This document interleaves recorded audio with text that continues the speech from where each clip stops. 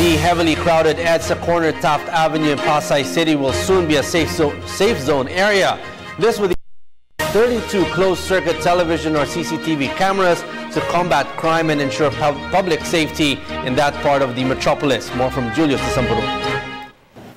To further boost the anti-crime initiative of the Philippine National Police, Interior Secretary Mar Rojas and PNP OIC Chief Leonardo Espina led the launching of Project SafeCam. This project is a crime prevention measure which utilizes closed-circuit television cameras to aid the arrest of criminals and deter the occurrence of crimes. 32 CCTV cameras were installed along the busy intersection of Pasay Taft Rotonda. DILG Secretary Mar Rojas himself that the CCTV cameras take clear videos even the subject is not that close. The CCTVs have a capacity to zoom in and out and to pan left and right. Titingnan natin sa loob itong isang susunod na isang ganito, yung pag-zoom ba, sapat na ba, tama ba yung megapixel, so hindi, yung light capture ng mga camera ay tama para sa pagbili natin sa susunod na mga camera, yun talagang tutugon sa pangangailangan.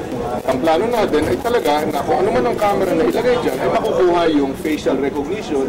Tess is one of the million people who passes by the Taft Rotonda every day to ride MRT or LRT Line 1. She said the installation of CCTV cameras around Avenida will provide security, especially that crimes usually occurred in that area. Okay, malaking tulong po yan dahil sa panahon nito dito. Okay. Para malabanan yung krimen. Yun. Nena will also not be worried to pass by the place even if it's nighttime. Oo, para sa proteksyon ng tao, kaayusan at kaligtasan ng mga tao.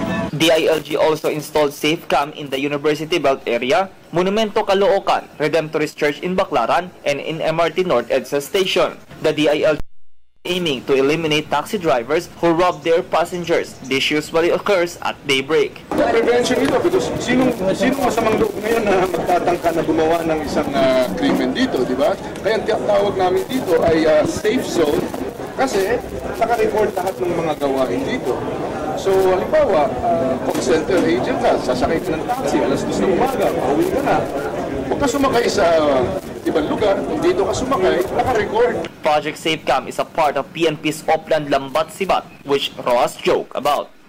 Kung dati-dati, nakakantsawa ng na pulis patola, I think kilala naman natin ang ating kapulisan. Sa mga kilos tulad ng Lambat Sibat, sila na po ay pulis panalo. For the People's Television Network, this is Julius de Samburon reporting.